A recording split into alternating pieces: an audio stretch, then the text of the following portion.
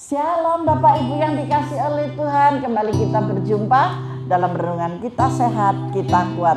Salam sejahtera buat semuanya dimanapun saudara berada. Mari seperti biasa kita angkat pujian dan kita menyembah Tuhan. Kita belajar lagi akan firman-Nya. Mari kita katakan bersama, setia, setialah. Haleluya.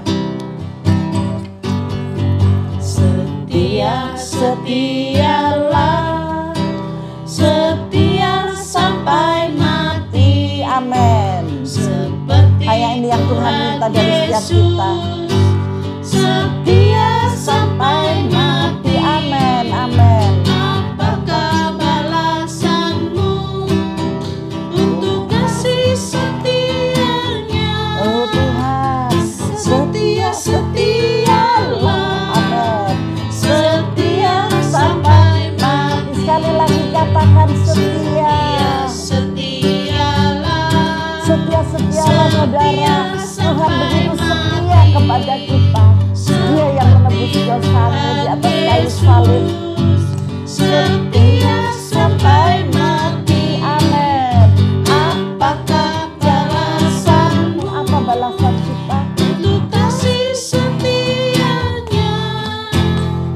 Setia, setialah.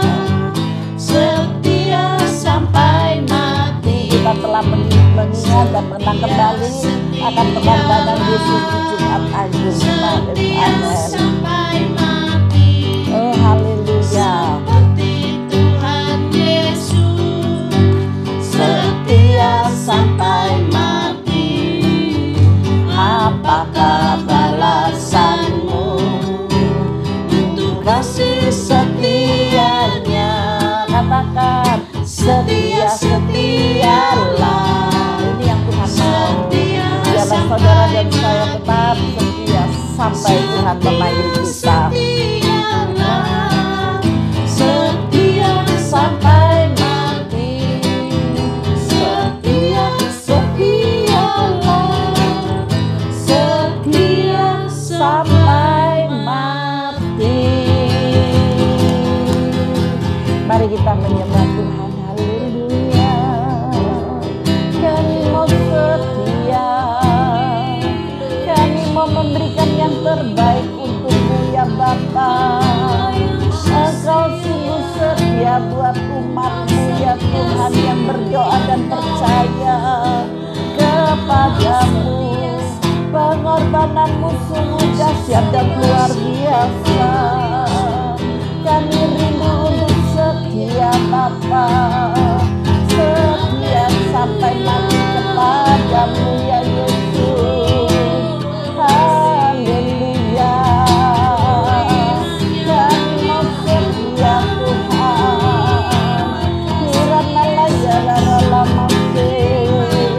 Kami mau setia Bapa. Kami mau setia. Kami mau setia. Haleluya, haleluya.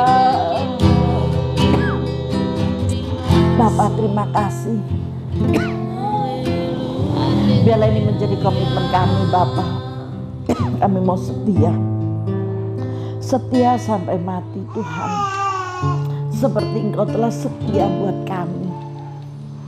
Terima kasih Bapa.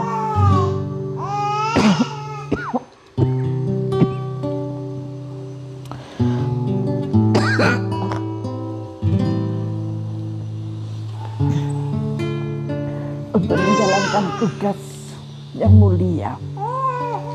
Terima kasih Bapa.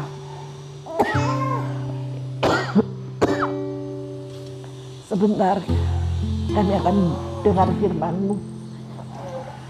Biarlah urapan yang baru Kau berikan kepada setiap kami anak-anak-Mu yang mendengarkan renungan harian Kita Sehat, Kita Kuat ini Bapa. Dan benar-benar akan nyata dalam hidup mereka.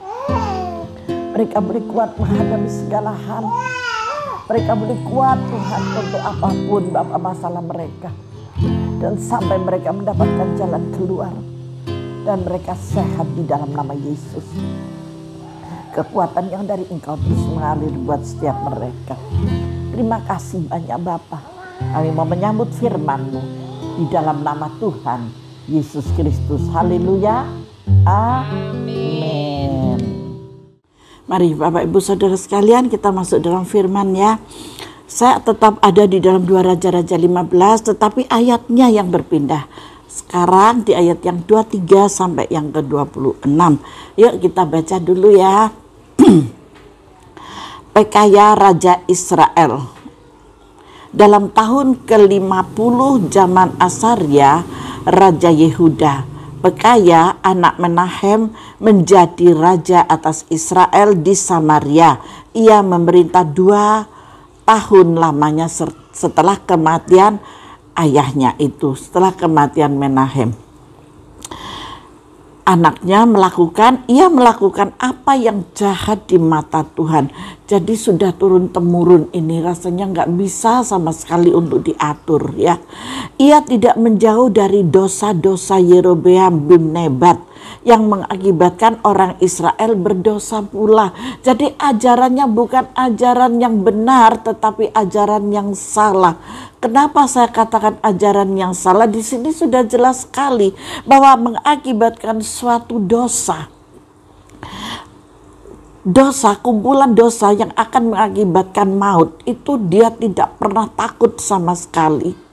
Maka dari itu saya berharap Bapak, Ibu, saudara-saudari yang kukasihi, yang uti, yang saya cintai, ya, yang saya kangeni, di sini kita terus belajar untuk apa? Untuk mempositifkan segala sesuatu yang terjadi dalam kehidupan kita, sehingga kita bisa mengatakan bahwa saya mau setia sampai Tuhan panggil saya. Ada amin. Nah, kalau saudara bisa mengatakan yang sedemikian itu, mengatakan amin, saya yakin dan percaya kejahatan-kejahatan yang diajarkan, kejahatan-kejahatan yang kita sudah baca dari 2 Raja-Raja 15 ini tidak akan pernah tertransfer kepada kita. Amin ya. Jadi tidak akan ada yang lari kepada kita, tetapi kita akan memahami apa yang tertulis dalam firman-Nya. Lalu perwiranya ayat 25, lalu perwiranya yakni Pekah bin Remalia mengadakan persepakatan melawan dia dan membunuh dia di Samaria di puri istana raja. Beserta dia ada Argob dan Arya serta 50 orang dari Bani Gilead. Dibunuhnya lah Pekaya, kemudian menjadi raja menggantikan dia. Akhirnya matinya mati dibunuh gitu, mati dibunuh. Selama 2 tahun dia menjadi raja, dia melakukan yang jahat di mata Tuhan, akhirnya dibunuh. Apa dia katakan ayat 26, selebihnya dari riwayat Pekaya dan segala yang dilakukannya, sesungguhnya semua itu tertulis dalam kitab sejarah raja-raja Israel. Pekah Raja Israel dalam tahun ke-52 zaman Asarya, Yehuda Pekah bin Remalia menjadi raja atas orang Israel di Samaria. Ia memerintah 20 tahun lamanya. Ia melakukan apa yang jahat di mata Tuhan. Ia tidak menjauh dari dosa-dosa, dari masih keturunan. Yang satu dibunuh, yang satu mati sendiri, yang anaknya matinya dibunuh. Tetapi kelanjutan dari raja ini tetap melakukan yang jahat di mata Tuhan sehingga mempengaruhi orang-orang Israel. Nah, di sini mari kita simak dengan baik ya dari pembacaan kita ayat 23 sampai 26 ini. Hari-hari ini kejahatan dan kecurangan telah menjadi hal yang biasa. Betul apa enggak? Seluruh dunia lo melakukan hal ini. Kejahatan itu adalah hal yang biasa buat mereka. Tetapi bagi anak-anak Tuhan janganlah itu dibiasakan. Amin. Penipuan, kebohongan, kecurangan, ketamakan itu adalah satu kejahatan. Kekerasan, keegoisan itu adalah kejahatan. Mari kita anak-anak Tuhan yang mengerti firman, yang selalu diajarkan dengan kebenaran firman, kita keluar dari sana ya. Karena itu harus kita sadari bahwa bukan soal bagaimana kita tidak dicahati dan tidak dicurangi orang. Tetapi bagaimana supaya kita bisa berhati-hati dalam hidup ini? Kalau dia cari gara-gara kok, dia mau menangnya sendiri. Kita belajar untuk menahan diri. Firman Tuhan beberapa hari yang lalu, kita harus bisa menahan diri supaya kita dikatakan setia sampai mati. Ini ya, kalau Yesus pada saat itu dia mau berontak bisa, dia mau membela dirinya bisa, tetapi dia katakan, kalau boleh lalukanlah cawan ini daripadaku, tetapi kalau tidak biarlah kehendak Bapa yang jadi atasku. Kita harus belajar apa yang dilakukan oleh Yesus, kita teladani apa yang dilakukan oleh Yesus. Betul kita harus beriman, tetapi berkali-kali Tuhan ingatkan melalui firman Tuhan untuk kita berhati-hati. Di Taman Getsemani, Yesus mengingatkan murid-muridnya untuk berjaga-jaga dan berdoa. Supaya apa? Supaya kamu tidak jatuh ke dalam pencobaan. Roh memang penurut, tetapi daging lemah. Itu sangat difahami oleh Yesus. Kalau roh kita kuat, daging kita itu belum tentu ikut kuat. Tetapi ingat, ketika engkau mau tinggal di dalam ketaatan, percayalah Tuhan yang akan topang, Tuhan yang akan backup saudara. Saudara tidak akan dibiarkan terlepas tanganmu seorang diri, tetapi Dia Raja di atas segala raja. Dia adalah Raja di atas segala raja yang memerintah atas langit dan bumi. Dia ada bersama dengan saudara. Maka dari itu saya mau saudara tetap setia sampai akhir hidupmu. Apapun yang terjadi, kita tetap setia. Pujian yang sudah menghantar kita, setia, setialah, setia sampai mati. Benar ya, Tuhan Yesus pun setia sampai mati. Roh memang penurut, tetapi daging sangat lemah. Itu sangat difahami oleh Tuhan. Begitu juga dengan Yosua. Tuhan berfirman kepadanya, berhati-hatilah. Betul kita punya iman, tetapi kita juga harus punya hikmat supaya kita mengerti langkah apa yang harus kita ambil. Kita punya kepercayaan, kita juga harus memiliki hikmat yang dari Tuhan. Iman dan disertai oleh hikmat itu ada di dalam pengajaran 7 roh Allah. Sampai hari ini itu belum selesai ya, belum selesai. Kita tetap belajar di dalam 7 hikmat roh Allah ini. Kita juga harus menjaga diri sendiri untuk selalu berada di rel firman Tuhan. Agar apa? Agar kita tidak terjadi celaka. Kalau saudara keluar dari rel, kereta api aja kalau keluar dari relnya akhirnya terjatuh, roboh, guling-guling. Begitu pula kita, kalau kita keluar dari rel firman Tuhan, celaka jadinya. Sekalipun Tuhan katakan, aku tidak pernah membiarkan kau jatuh sampai tergeletak karena tanganku yang kuat yang menopangmu, tetapi jangan mencobai Tuhan. Ketika engkau tahu, ketika engkau mengerti jalur-jalur yang ada di dalam firman, larangan-larangan yang ada di dalam firman, jangan engkau terjang. Kalau engkau terjang berarti engkau mencari masalah sendiri. Maka dari itu iman harus disertai dengan hikmat yang dari Tuhan. Saudara harus belajar mengandalkan Tuhan dan harus selalu kuat. Kalau kita renungan kita tidak kebetulan kita sehat, kita kuat. Kuat di dalam roh. Kuat di dalam pimpinan Roh Kudus, kuat di dalam segala keputusan yang kau ambil, kuat menghadapi segala hal. Percayalah, setialah sampai mati. Tuhan ada di pihak orang-orang yang setia. Haleluya, berikan kemuliaan bagi Tuhan.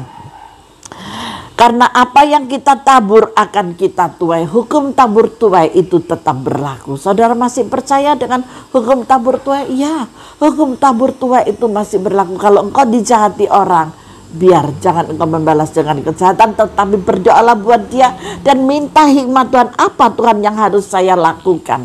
Selebihnya serahkan ke dalam tangan Tuhan dan Tuhan yang akan bertindak. Kalau Tuhan yang bertindak tidak seperti saudara yang bertindak. Kalau saudara yang bertindak, saudara memiliki kesalahan sedikit, hukum di Indonesia tetap berlaku. Betul, hukuman itu tetap ada. Tetapi ketika kita mengampuni, kita berdoa, Tuhan yang akan menghukum tanpa ada hukum pengadilan dunia. Yang menghukum adalah Tuhan sendiri. Saudara tinggal melihat dahsyatnya Tuhanku, luar biasanya Tuhanku. Bukan ngapokno, tetapi bersyukur, Bapa, terima kasih buat keadilanmu. Saudara dapat untuk mengatakan yang sedemikian. Hal yang kedua, karena saudara terlalu mengandalkan manusia, seringkali kekecewaan dan pengkhianatan yang kita alami itu karena kita terlalu mengandalkan kekuatan manusia. Alkitab dengan tegas berkata, terkutuklah orang yang mengandalkan manusia dan kekuatannya, tetapi diberkatilah orang yang mengandalkan Tuhan. Saya mengajak dalam menghadapi problem dan masalah apapun, menghadapi orang-orang yang jahat, menghadapi orang-orang yang reseh, yang mungkin saudara tidak sanggup untuk berteman atau berdekatan dengan orang-orang itu. Saya mau katakan, tetap bawa dia di dalam doa. Bu, sukar, ya sudah serahkan ke dalam tangan Tuhan, biar Tuhan yang bertindak atasnya. Jangan sekali-kali kita turun tangan sendiri dan mengandalkan kelompok-kelompok manusia, tetapi serahkan kepada tangan Tuhan. Hal yang ketiga, karena dunia ini memang tambah hari tambah jahat. Tambah hari bukan tambah cinta Yesus, tetapi kita melihat tambah hari dunia semakin jahat. Ku tak mampu untuk menghadapinya. Serahkan semua ke dalam tangan Tuhan. Tuhan tahu kejahatan-kejahatan dunia, kejahatan-kejahatan umatnya yang ada di dunia ini, selalu mengatasnamakan firman Tuhan. Apakah Tuhan tidak mengerti? Sangat mengerti, sangat tahu. Tetapi itu bukan urusan kita. Urusan kita, bagian kita, tugas kita berdoa, menyembah, memuji Tuhan dan menyerahkan apa yang saudara tidak mampu. Dan Tuhan akan lakukan apa yang menjadi bagian Tuhan buat kita, buat saudara. Hal yang keempat, karena Tuhan mengizinkan agar kita berbalik. Mungkin ada langkah-langkah kita yang keliru. Mungkin kita sudah terlampau jauh dari Tuhan sehingga Tuhan izinkan pengkhianatan terjadi. Kita tidak mengerti. Tuhan bisa aja untuk membentuk seseorang dengan cara Tuhan. Betul dikhianati sakit, tetapi Tuhan izinkan supaya kita sadar, datang pada Tuhan, berseru kepada Tuhan dan berbalik dari jalan-jalan kita yang jahat. Pasti ada anugerah, pembelaan dan kasih karunia Tuhan yang memulihkan kita. Saudara akan dipulihkan. Kita tidak tahu cara Tuhan untuk mengingatkan kepada kita. Ketika Tuhan mendidik itu, Tuhan akan kerjakan sesuatu yang baru dalam kehidupan saudara. Haleluya, Tuhan dahsyat. Tuhan luar biasa, mau setia sampai mati, bertekun dalam segala masalah persoalanmu, serahkan kepada Tuhan. Jangan engkau mengandalkan kekuatanmu sendiri, jangan mengumpulkan teman-temanmu, memakai okolmu, tetapi pakailah hikmat yang daripada Tuhan. Maka engkau akan diberkati Tuhan dengan luar biasa, karena nama-namamu tertulis di telapak tangan Tuhan. Dan nama yang sudah tertulis di telapak tangan Tuhan tidak dibiarkan begitu saja, tetapi dia akan mengamatinya. Saudara tahu segede apa tangan Tuhan? Bayangkan kepalanya di langit, kakinya di bumi. Segede apa tangan itu? Nama saudara ada di sana semuanya. Haleluya. Terus berjaga-jaga untuk berdoa. Supaya apa? Supaya iblis tidak mencobai engkau melampaui dari batas kemampuan yang engkau miliki. Tuhan Yesus memberkati kita semuanya. Mari tundukkan kepala dan kita berdoa. Bapa, terima kasih. Sungguh kami bersyukur Bapa, hari yang indah telah kau beri Tuhan. Dari pagi, petang sampai hari ini Tuhan, engkau tetap melindungi kami dalam perlindungan kasih sayang-Mu. Terima kasih banyak Bapa. Terima kasih, hamba-Mu meminta Tuhan, kiranya engkau memberikan kesembuhan bagi mereka yang sakit. Engkau membukakan jalan bagi mereka yang tidak memiliki jalan-jalan buntu. Engkau melepaskan dan membebaskan mereka yang terikat Tuhan dengan kuasa-kuasa jahat, roh-roh jahat yang mengikatnya Bapa, dilepaskannya di dalam nama Yesus. Hati yang sedih, hati yang gundah, kiranya Engkau datang untuk memberkati mereka sehingga ada damai sejahtera, ada sukacita, ada ketenangan dan ada kelimpahan menyertai mereka. Terima kasih banyak Bapa, terima kasih perlindungan-Mu selalu ada pada mereka ketika dalam keadaan apapun Tuhan. Ketika anak-anak-Mu mengandalkan Engkau, maka kuasa mujizat itu Kau nyatakan dalam kehidupan mereka. Diberkatilah mereka semua Bapa dimanapun mereka berada. Berkat Abraham, Ishak dan Yakub menyertai mereka semuanya. Dan hanya di dalam nama kuasa Tuhan Yesus Kristus, hamba serahkan anak-anak-Mu ini ya Bapa, di dalam nama kasih dan kemurahan-Mu, dan mereka menerima berkat-Mu yang kudus dalam nama Tuhan Yesus Kristus. Yang percaya dan sudah diberkati, mari bersama saya katakan amin. Tuhan Yesus memberkati kita semuanya.